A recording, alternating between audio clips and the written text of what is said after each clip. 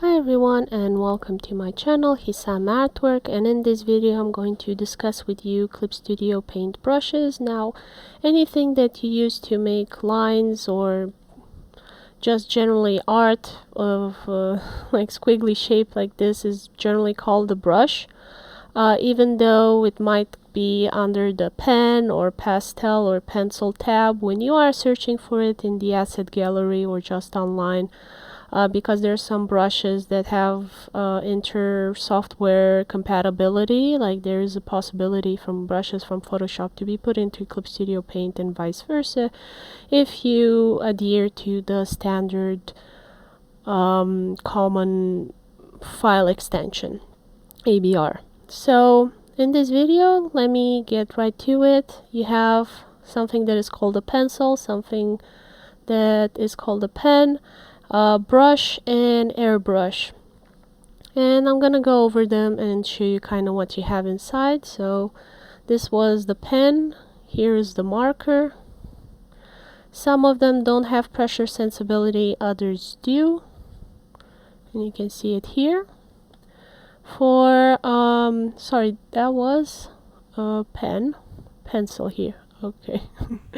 I got a bit confused even myself within the names. There's so many in the Clip Studio Paint. And you have here how it looks. The vanilla pencil. I got some from the gallery, which I think look better.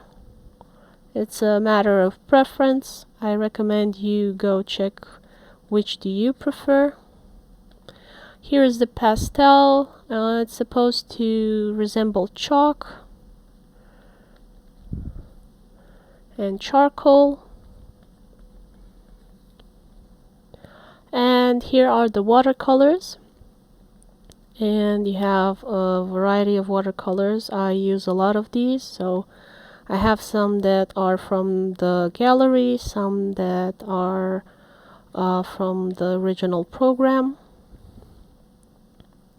And now you have realistic brushes.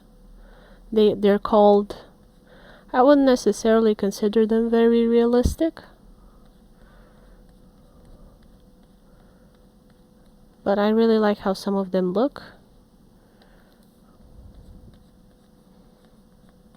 This one is a custom, I got it from the gallery. Here is thick paste. And this is where you're going to find gouache. Maybe some of you know about gouache if you're a traditional illustrator. I think it's a really nice one.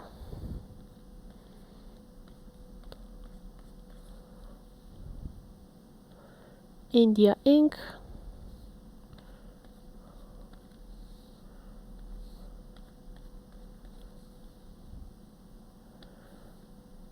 Again, a lot of them. And last one is airbrush, which really I've never felt the need to use it that much. The way I draw, I tend to avoid airbrushes because it's not very good for clarity and making the art easy to see.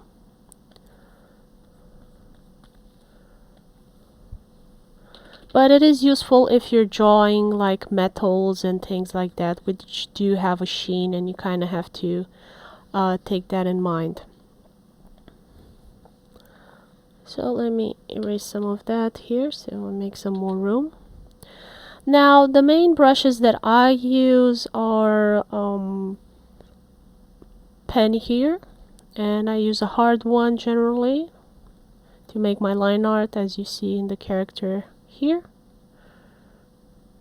So this is very good for making line art, crisp edges, clear.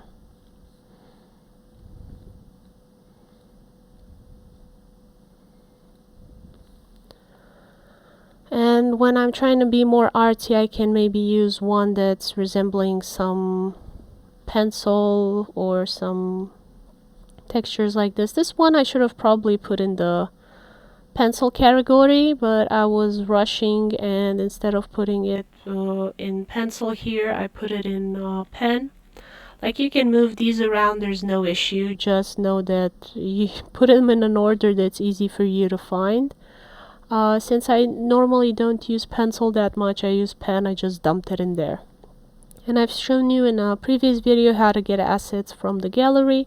I've also explained the difference between vector layers and non-vector layers, because it is very important, and it's the main reason I am using Clip Studio Paint to make my comic books, because the vector layers in Clip Studio Paint are amazing. I love them. So, like I said before, the naming convention for brushes mainly comes from Photoshop, because it's the first major program to take over the market.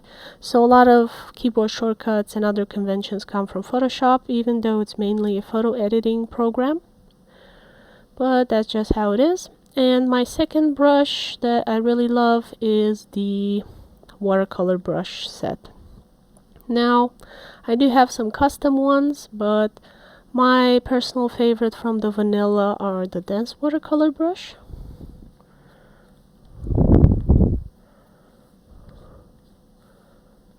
You kind of see how the colors blend. Beautiful preservation of the hues. I think Clip Studio Paint does a much better job managing colors than Photoshop. I have shown you some tests in previous videos to see what the issues are with the programming and which program does some things better than the other one. Now, these are common tests that you can find from other YouTubers as well. I haven't discovered these things by myself. It's just something I've seen and tested and confirmed. And the other one is this watercolor brush that kind of resembles hair, and it's very useful when I'm drawing animals or people with hair, because it kind of preserves that line there, and I think it looks really nice.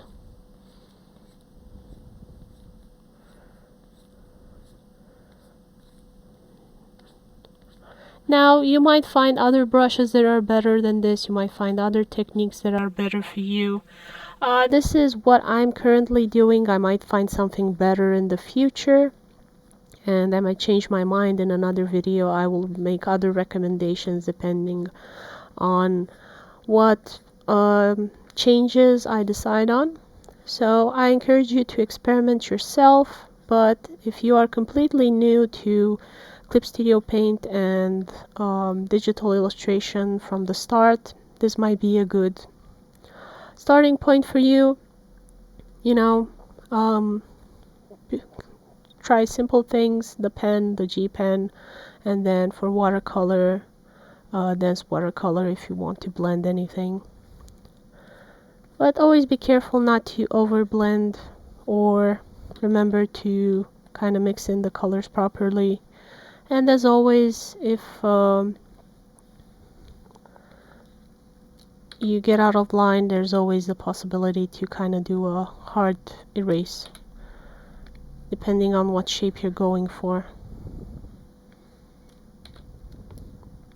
So yeah, thank you for watching. Hope you've enjoyed it. Hope you find it useful, and in the following videos I will explain better to you how you can customize all of these. There's so many tabs and windows here. I'm sure for some of you it may be overwhelming, especially if you're coming from more basic programs that aren't industry standards. They are designed to have less options so that it's less overwhelming for you. And I just recommend, you know, baby steps. Start with the buttons that you do know how to use, and then in time move on to more options.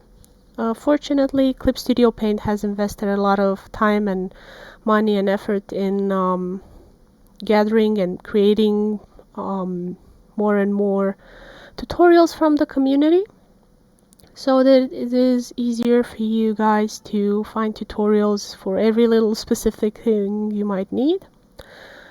And also, this video series was requested by Team Mana Up. They are a little company that promotes small indie creators such as myself, and They are the reason I've been doing these series for you guys. So please go and wish them well. And yeah, thank you for watching. Hope you've enjoyed it and see you in the next one. Bye bye.